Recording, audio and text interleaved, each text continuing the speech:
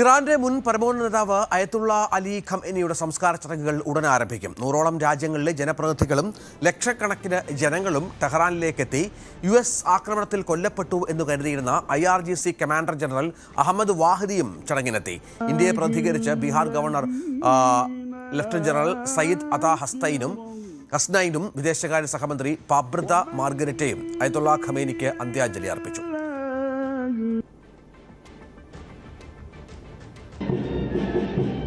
അജയ് സുധ ബിജു വിവരങ്ങൾ പങ്കുവെക്കും. അജയ്, വിപുലമായ ചടങ്ങുകളാണ് ഇറാൻ ഒരുക്കിയിരിക്കുന്നത്. എന്തൊക്കെയാണ് പ്രത്യേകതകൾ?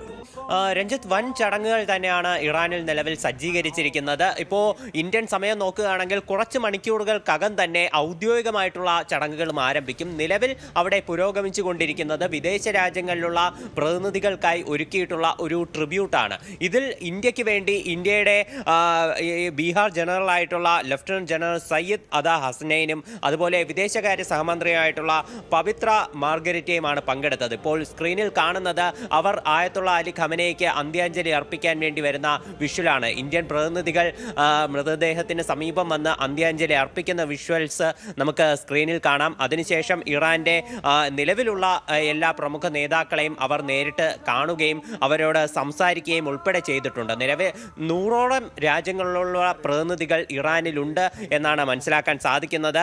മലേഷ്യ, ടുണീഷ്യ, ഖത്തർ, അതുപോലെ പാകിസ്ഥാൻ, അഫ്ഗാനിസ്ഥാൻ, തുർക്കി, ജോർജിയ, ഇറാഖ്, റഷ്യ, ചൈന, അതുപോലെ തന്നെ ഹമാസിന്റെ പ്രതിനിധികൾ ഉൾപ്പെടെ ഈ ചടങ്ങിൽ നിലവിൽ പങ്കെടുക്കുന്നുണ്ട്.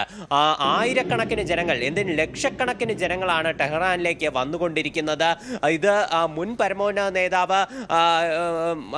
പരമോന്നത നേതാവിന്റെ സംസ്കാര ചടങ്ങിൽ ഉള്ളതുപോലെ കോടിക്കണക്കിന് ജനങ്ങൾ എത്തിച്ചേരുമോ എന്നുള്ള സംശയത്തിലാണ് തീർച്ചയായിട്ടും ഉള്ളത്.